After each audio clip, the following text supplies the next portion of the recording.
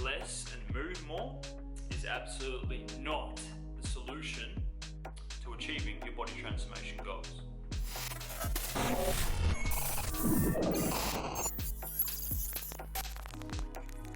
What's going on, legend? Angus Beef here. Huge thanks for stopping by to click on this video, and welcome to the Anti-Diet TV video series.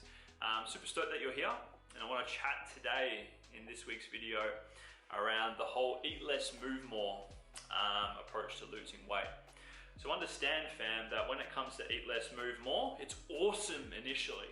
Because typically when someone's starting out in their transformation, they're going from a position where they have been fairly sedentary and giving zero fucks about their health or whatever, in terms of the fact that they're not prioritizing exercise, they're definitely not prioritizing eating rich nutrient food, and they're not prioritizing sleep and whatnot. So when someone goes from just basically a chilled out, zero fucks, just basically cruising along in life state into a state where they now are trying to stick to some sort of diet or tracking calories and macros, 1200 calories or whatever, conventional sort of diet they're doing, right? So in other words, this falls under the eating less umbrella, okay? And then typically that's combined with moving more. So in other words, trying to get in a shitload of steps, doing heaps of F45 group classes or Zumba classes, or hammering heaps of weight workouts and whatever. So in other words, going from one sort of lifestyle, bam, straight to the next, all right? So if this is something that is done initially at the start of someone's transformation, fuck yeah, like you'll get some sick results, especially if you were doing it with fairly ketogenic principles, because typically when someone's gone from just eating all sorts of random shit and heaps of carbs and whatever, and mostly nutrient poor food, to say for example ketogenic principles with a bit of plants and minimal carbs, they're going to drop a shitload of water weight. And yeah, it's like an easy way to lose a lot of weight quite fast, and combining that with lots of activity, boom. But the thing here though, fam, is that once adaptation has occurred, right? And by adaptation, I mean like the process of your body adjusting to the patterns and signals that you're sending it, right? So in other words, what was working at the start, as your body has adapted and gotten used to it, right? That's where you kind of need to then do, what most people will do when this happens is just basically eat even less and try to move even more. And the thing is that when you follow this approach for too long, there's only so much eating less and moving more than you can do, and then when that happens, when you hit sort of, I guess, like the ceiling on that sort of front, right, what typically will happen then is either you have huge fucking blowouts in terms of your food, and that's probably going to be the most likely thing that will happen, because when you're doing eat less and you're combining it with shitloads of activity, typically a hormonal response that happens in your body will fire up you having more hunger and more cravings for hyperpalatable food. So think things that just don't fill you up, but taste fucking good, yeah? And then obviously, as you can imagine, what's going to happen there is your weight's going to spike, and you'll be in a bit of a demotivated funk, and then you'll probably go back into the eat less, move more pattern again. So you see what I mean? So it sets you up for these cycles to happen. Or what will happen when you've hit the ceiling is you'll probably scale back your exercise a little bit and still keep eating less. And same deal, that will eventually lead to fuck it and eating more and whatnot, because it's quite difficult to sustain the whole eat less scenario. So what's ideal is, like, say for example, you start out your transformation, great, eat less, move more, fantastic. But then once adaptation occurs, this is where it's actually wise to transition into eat more, move less for a period of time, aka this is pretty much what you're doing in the maintenance side of things, and then go back into a block of eat less, move more again for maybe 8 to 12 weeks, come out of it again to eat more and train less for a period of time, and you can approach your goals in blocks like that.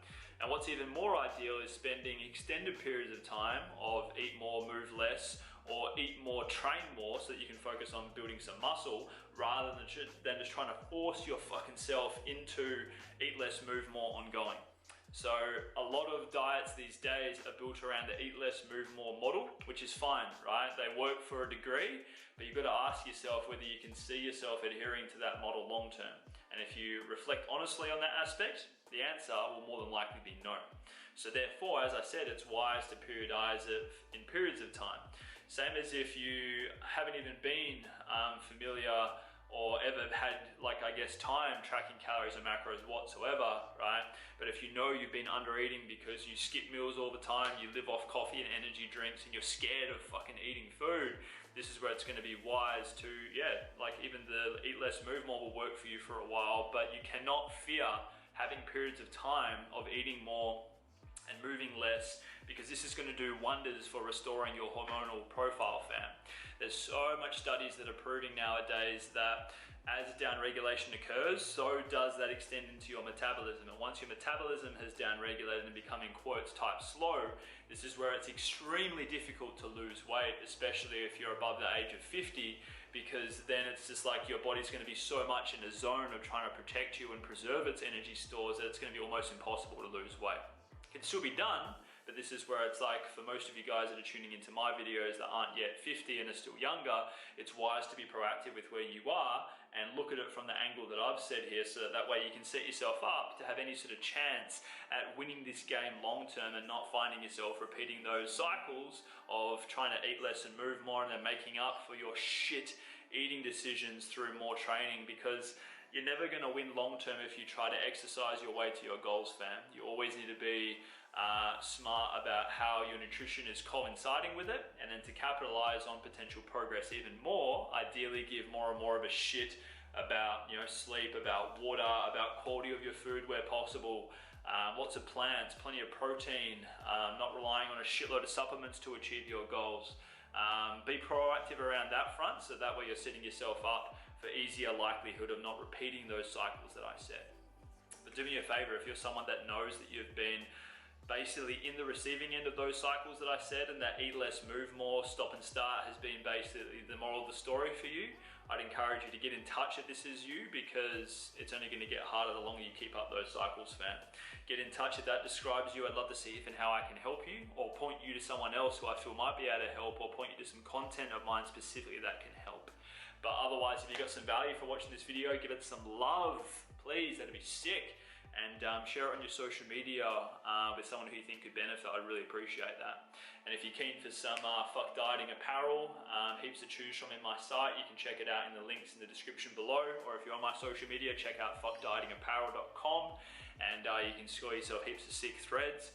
Otherwise, if you aren't following me on social media, check out any of my links below in the description. It'd be cool to connect with you, and I really appreciate you for watching. See you in next week's video, fam. Peace.